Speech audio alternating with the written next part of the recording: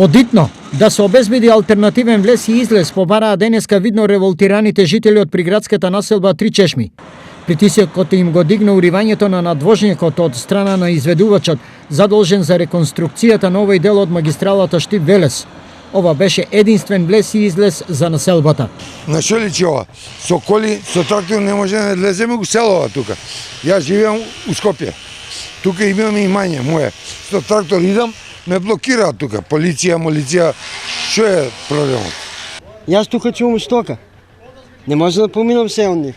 Натам. Блокиран ми е пато. Ние беме околу 50 коли. И бома вика лево, и вртите према горе, а горе не сме да кршиме пато, горе автопат. И оттаму лево ми не може да излеземе. Автобуси, шлепери, мепери, ништо не направи. Вие на диво почна да прават, треба да обезбедате излез, влез да прават. Во меѓувреме, оние кои го урнаа мостот, обезбедија времен влез и излез. Сепак, ова не е доволно за нормална реализација на дневните потреби. Децидни се жителите од Три Чешми. Се пак и терат работа на пунат, ако се берат многу коли, дестината коли, па изчистат, па пуштат. А вчера не иш не пушти. Ако имаме ете проблеми, ќе мора да чека дури да дојде до несакани работи.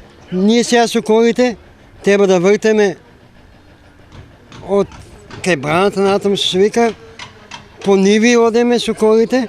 Одговорот на барањето на жителите од Три Чешми побаравме од директорот на Македонија Пат Беким Мемети.